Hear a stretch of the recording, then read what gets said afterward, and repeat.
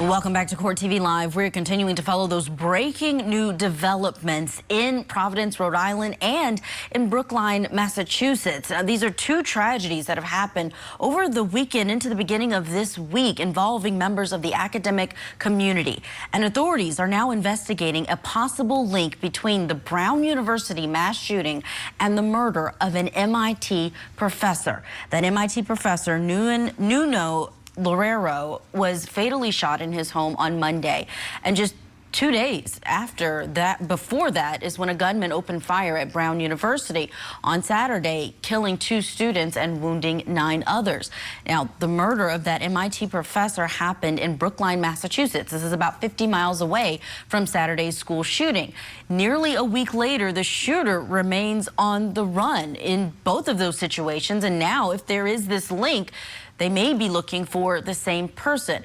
We are getting word, though, that local media reports are stating that authorities may have identified a suspect and that there is an active search happening right now. And this, according to those local reports, that Brookline police were able to get a clear look at a license plate number, which led to identifying someone.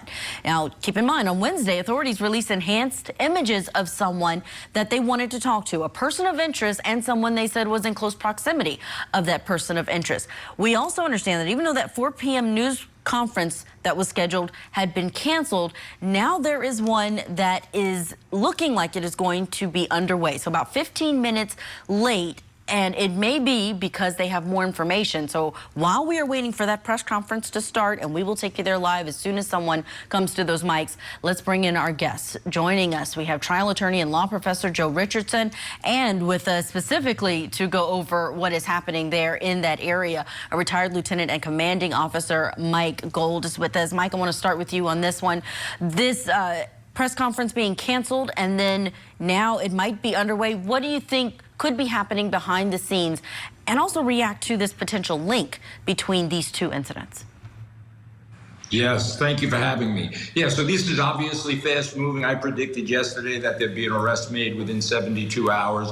You know, law enforcement has to be very careful of the facts and circumstances they release. They kind of have to spoon feed everybody, the media and the public, not to jeopardize the case. So I think everything is coming together. It's now a question of actually locating this suspect, which I think they've had in their sights for at least the last 24 hours. Additionally, I believe that the victims, the Brown shooting was targeted. He went there intentionally, and there is obviously a nexus, an academic nexus, right? We have a professor, we have Brown University. So those things are all going to become apparent as things unfold, and we'll learn a lot within the next 24 hours.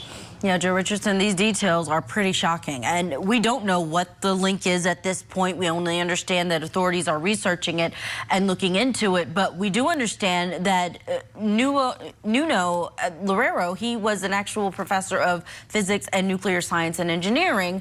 It also happens that this Brown University lecture hall where the mass shooting took place was in the engineering building. Your reaction to the potential that this could be a link and what that means for not only the investigation, but a future prosecution?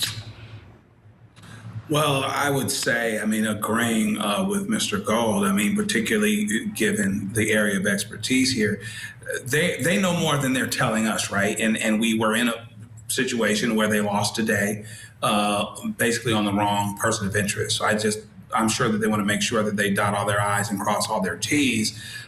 You know, you're always wondering when things happen like this, what the motive is and what the why, the WHY. And if there is a link between these two shootings, then theoretically the link would be next door to the why, perhaps.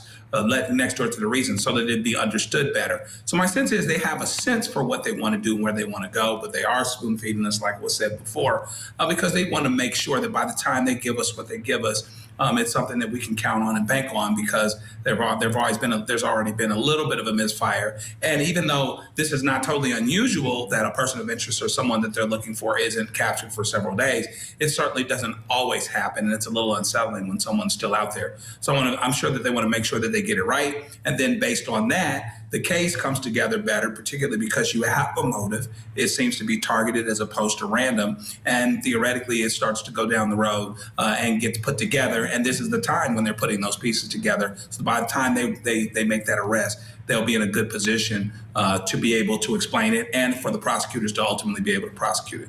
Yeah, Mike Gold, the motive here, I've been saying it for days. Without that, it makes it a bit more difficult when officials are saying there is no reason to be alarmed, there is no reason to not go to school. But if you don't know the motive, and now even the question of if this is something that is on a larger scale than just there at the school, what are your thoughts when you're hearing about the fact that there may be this link? Do you think that that points to anything as a motive here? No, other than that, it was targeted. And I do think that the law enforcement press conferences could have been done or coordinated a little bit better. They were sometimes very condescending towards the press and asking questions. They wanted help, but they also need to have a little bit more transparency. Again, they can't give away too much because there's people that are going to confess to there's people out there just waiting to confess to crimes they didn't commit, just so they got to keep the evidence to themselves to a certain degree. But I think it's targeted. There's an arrest going to be made imminently with all the different technologies, the license plate readers, the cell phone data, geofencing. So it's really just a matter of time right now. I personally don't think he's a threat to the larger community, just because I think he had an agenda targeting people in that, someone in that classroom, and then of course the MIT professor. So I think there's an absolute academic nexus to this. Whatever his grievance is, we don't know, but we'll find out shortly. Well, it's even chilling to think about that targeting a classroom full of students would be something that would be targeted like that, and who knows the connection, if there is any. Again, they're just investigating it and questioning it.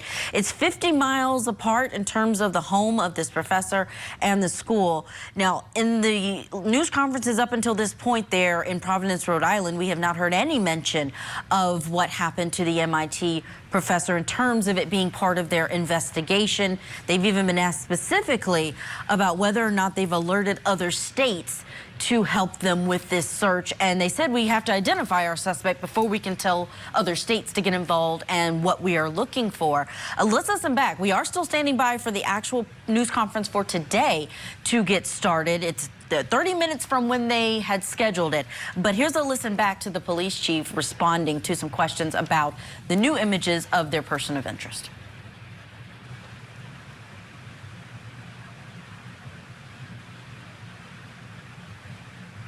As you can see, there are enhanced photos, there's enhanced video footage, and so we're asking the public to ensure that they can see here that you want to focus on the body movements, the way the person moved their arms, the body posture, the way they carry their weight. I think those are important movement patterns that may help you identify this individual, which is. We have video footage of that determines to us and the detectives that can tell that this person was in the vicinity where the subject of interest was that we wanted that we actually have an interest on. Close enough that we feel that we need to speak with them to find out what because videos don't speak. If you think about it, I wish the video could speak, and then I'll have the answers that we need to, so that we can continue on this investigation. So we're trying to find out exactly what it is, and that's why we need to speak with them. Mike, would it be unusual if police have every day, when there's this big breaking news in their area, every day a 4 p.m. standing time for a press conference, that they would push that time if they had more information that they want to give the public that is, breaking news, essentially? Yeah, absolutely. So this is, as I said, unraveling by the second. So they probably need a few more minutes to reorient themselves and make, hopefully, a better communication to the public and the media. But when we watch that, gentleman, one of the things that are going to be very important in the investigation is that jacket, in my opinion. That's a very unique jacket. It's a two-tone jacket, and they can really drill down into where it was manufactured. And of course, when they recover that, which hopefully they'll recover when they make incident to the arrest, they'll locate that jacket, and that'll be very compelling evidence that that's the connection between the suspect and him walking around and him committing this crime. Yeah, those images, that was really big news this week. And now, again, the breaking news this hour is that authorities may be potentially looking at a link between two tragic headlines that we've had in the last 7 days. Mike and Joe, stand by. We're going to get to our break. Again, that press conference has not started yet. We will take you there live once it begins. But for now, we're going to continue what happens there in Providence, Rhode Island. Stay with us. You're watching Court TV.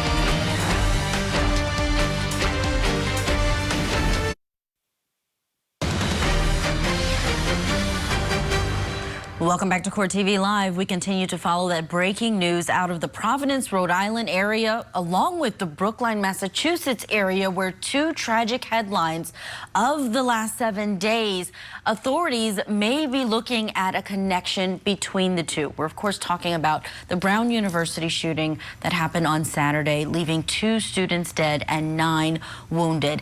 And then on Monday night, acclaimed MIT professor Nuno Loureiro killed in his home in Brookline, Massachusetts, 50 miles away on Monday night. And now, potentially, authorities looking at a link between these two. No suspect has been arrested in either of these cases. And in Providence, Rhode Island, we have seen the footage of a person of interest that the Brown University officials have released, saying this could be someone that they want to talk to. They had someone who they had detained and named as a person of interest, but then that person was released on Sunday into Monday morning. As we wait for a press conference to start there, let's bring back in trial attorney and law professor Joe Richardson is with us, and retired officer Mike Gold is with us as well. It's good to have you both on and talk about this as we wait for officials to come. I mean, Joe, every day we have had a press conference for the last 4 days from the Providence officials, and they have fielded tough questions. They've been asked why more hasn't been shared with the public, why the suspect is not in custody, why don't they have more cameras they've even been asked about. And now potentially we're looking at an even bigger crime scene when you think about it, if there is this connection. Yeah, so there's a lot going on there. And of course, we are in the information age and the public wants to be informed, and there's so much that's out there in the way of technology, et cetera. You think you can snap your finger and let everything happen. Fundamentally underlying it, people feel a little less safe, and everybody wants to know for the reasons that they want to know. But meanwhile, they still have to get it right. And it's more complicated if there's the potential for 2 different scenes in 2 different places to be involved, where there is a link that helps to tell the story. So it's just one of those things that we'll just have to kind of hurry up and wait, even though it very well may be they're ready to do something. But you know, they're not letting us know for probably some good reasons before they actually do it, because there are a lot of people that would inject themselves into situations like this and those types of things. So as it were, they just seem to be looking both ways before they cross the street, get their ducks in line, so that once there is an arrest, et cetera, they know it can go down the road. Yeah, we are right now about 33 minutes past when they normally would bring us a news conference with details. What they have done as common practice this week. Mike, can you talk about, from a law enforcement standpoint, the complications and challenges when you do have potentially 2 different crime scenes 50 miles away, 48 hours in difference when it comes to when these incidents happened? Yeah, I think in hindsight, the public and the media is going to realize that this was an obvious connection. It would surprise me if they weren't at least looking into the possibility or the connection between the two. I'm sure they have. But as Joe said, they're walking a tightrope of giving out information, spoon-feeding the media, as I would say. They have to be careful to get the public's assistance, but they also can't jeopardize the investigation. And these things are dynamic. Like Joe, we're used to watching a 1-hour television show, Law and Order, and have the person charged, the crime solved, to go to court and convicted within the 1 hour. Even with the immense amount of technology we have, that's just not reality. So 5 or 6 days may seem like a long time. I think they could have done a better job at communicating with us, the public and the media. But this is how they take turns all the time, and they have to pivot towards where the evidence leaves. And of course, they know more than what they're sharing, and that's understandable. They can't give away their hand because this person is still at large. You know, with your background as a former NYPD officer, Mike, we were on together talking about Luigi Mangione many months ago and what was happening there and how unusual the circumstances of this would be. Are you saying that now, if this is something where there is this connection where someone would have gone to this professor's home 50 miles away who's not a professor at Brown University, but also had shot up this lecture hall? We don't know because authorities are still looking at this potential link, but that would make this a very unusual crime and incident. Yeah, Julia. So, there's actually similarities. If he does have a grievance towards whatever, like Luigi Mangione, the difference here was there was very little video cameras. And in that one building, they suggest because it was an old building, there wasn't surveillance cameras. That really doesn't make it. I mean, just because you have an old building, you could have new cameras.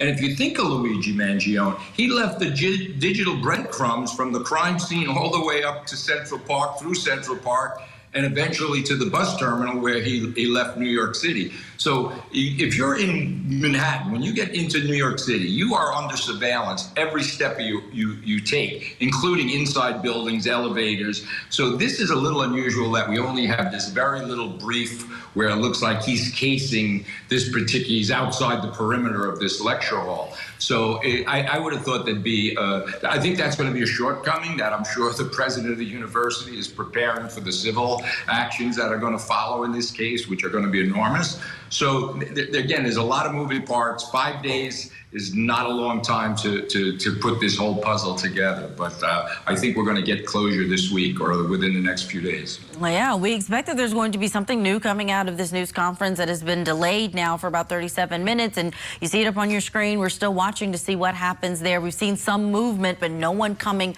to the podium.